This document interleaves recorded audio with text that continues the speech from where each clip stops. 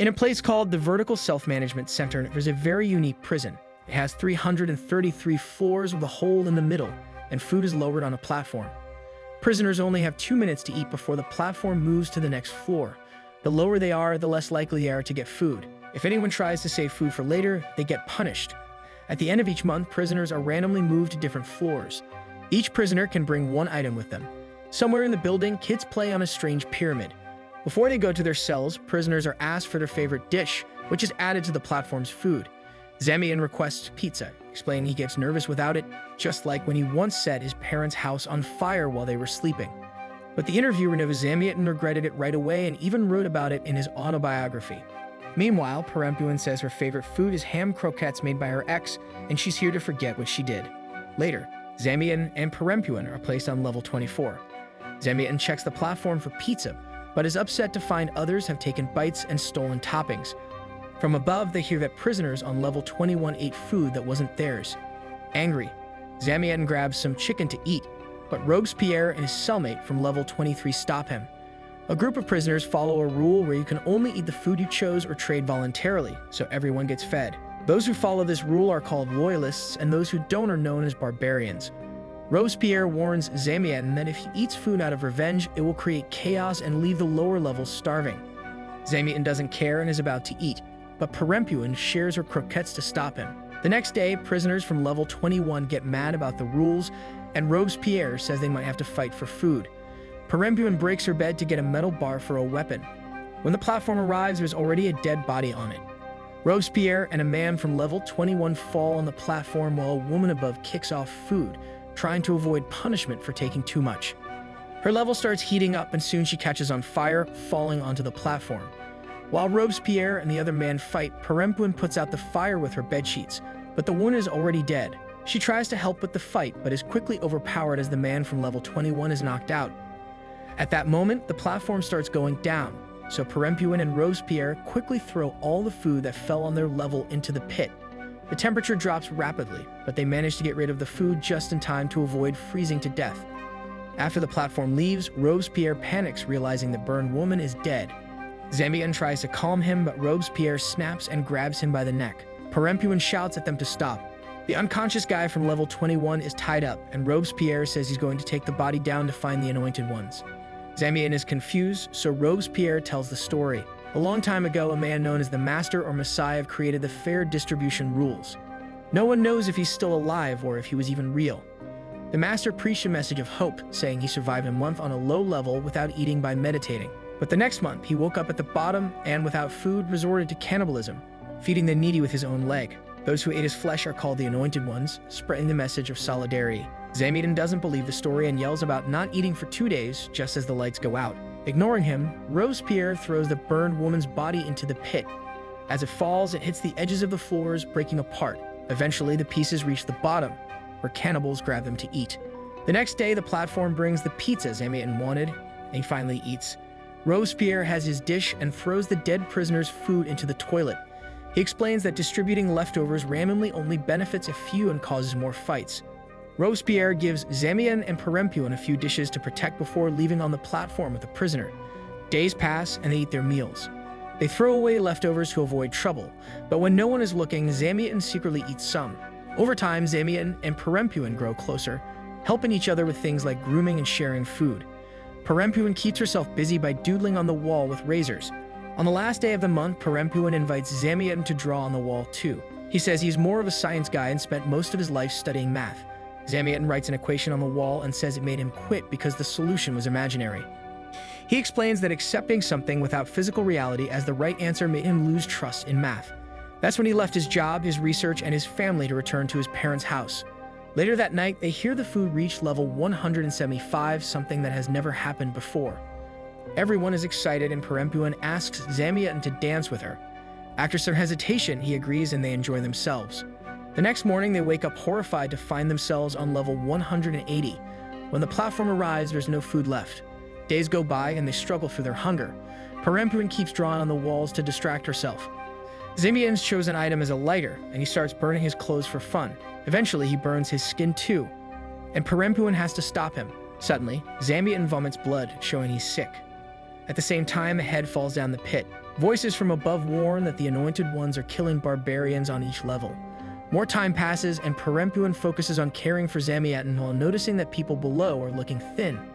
Body parts continue to fall down the pit, and it's clear the Anointed Ones are still fighting. Messages from above say they're getting closer, and there's a list of barbarians they want to catch, including a fat man from level 24 who ate food meant for the dead. To protect Zamiatin, Perempuan lies, saying they came from level 74. That night, Zamiatin reflects on his interview.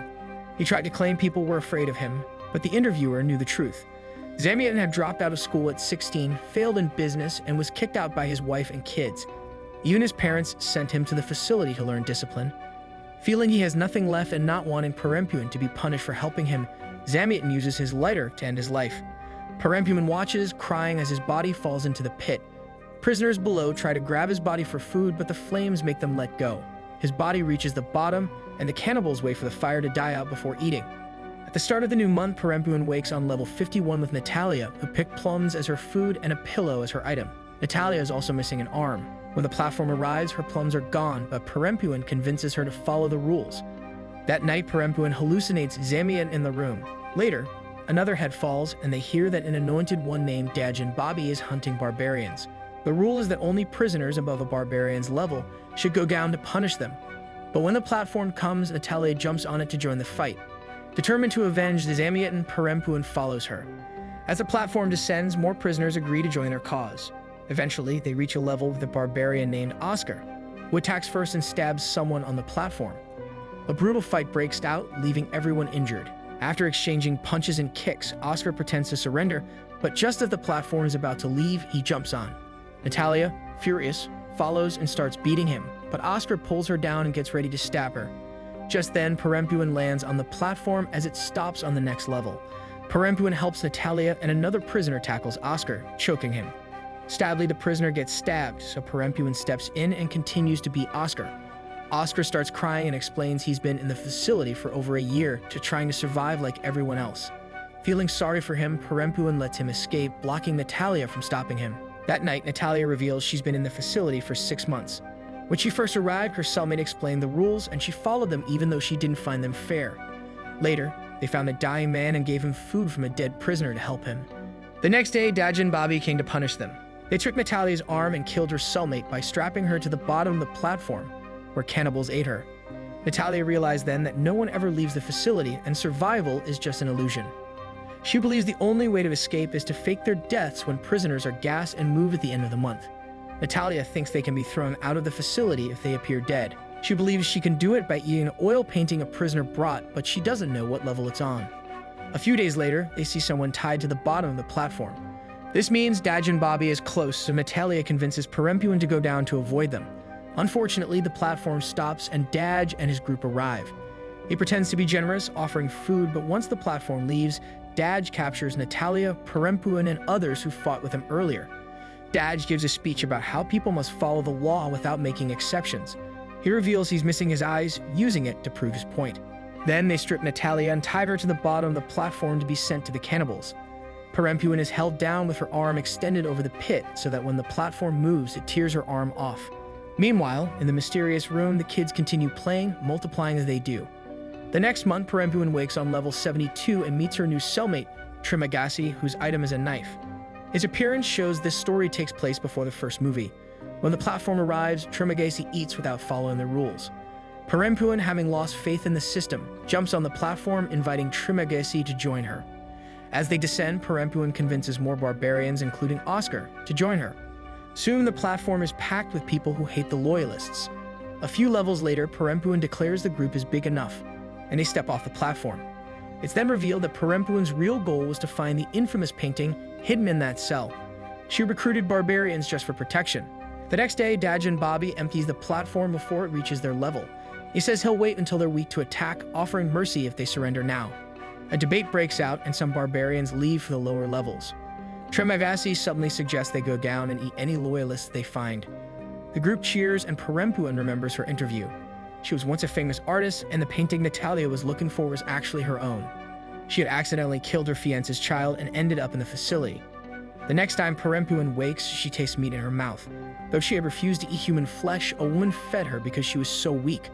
Haunted by hallucinations of her fallen friends, Perempuan finally accepts the meat. Later, as the platform approaches, Perempuan hides the painting in her pants, but Oscar notices. The platform arrives filled with mattresses that fall to reveal Dajin Bobby and his loyalists, who immediately attack. A brutal fight breaks out and the floor is soaked in blood.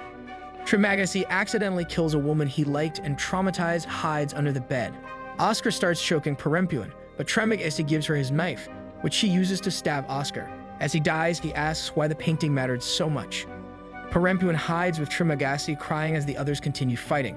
In the end, only Trimagasi and Perempuan survive, with Dajin Bobby mortally wounded. When the platform descends, bodies fall into the pit. Perempuan sees Dajin Bobby is still alive but leaves him to suffer. She then throws all the bodies into the pit, leaving Dajin for last. Perempuan tells Trimagasi she's leaving and invites him to join her. But he stays, saying it was the best month of his life. She eats the painting and passes out just as the gas fills the room. In the mysterious room, a boy reaches the top of a pile of children and 2 workers arrive to take him away. Perempuan wakes up tied to a pile of bodies being moved by facility workers, meaning Natalia's plan worked. As she's pushed through the pit, she watches the workers clean the cells and rearrange the prisoners with low gravity. When the workers leave the pile at the end of the pit, Perempuan realizes something terrible. This isn't the exit, it's level 333. She quickly frees herself from the ropes and hides under a bed, watching as the men bring in a child. The boy is left on a bed and the bodies are pushed into a secret level below 333. Still feeling guilty for the death of her fiance's child, Perempuan decides to make things right by saving this boy. She jumps to the other bed but hits her head. Struggling with the low gravity, she tries to pick up the boy only to knock her head again and pass out. Perempuan then appears on a platform surrounded by cannibals, with the child in the middle. A man hands her a knife inviting her to eat the boy, but she wakes up screaming. It was just a dream. She's still on level 333 with the child, and the platform soon takes them down to the dark bottom. Cannibals gather around her, but they don't attack because of the child. They explain that Perempuan's journey is over and only the children are allowed to go back up. The cannibals help her off the platform and watch as it ascends, taking the boy to new prisoners. Over time, more prisoners arrive at the bottom, each carrying a child on the platform. It becomes clear that the facility uses kids as a way to manipulate prisoners, giving them false hope or keeping them from escaping. This includes the ending of the first movie, where Goring arrives with a girl seeing a vision of Trimagasi. Goring steps off the platform, letting the girl go up. At that moment, Perempuan finds Goring and hugs him, revealing that he was her fiancé.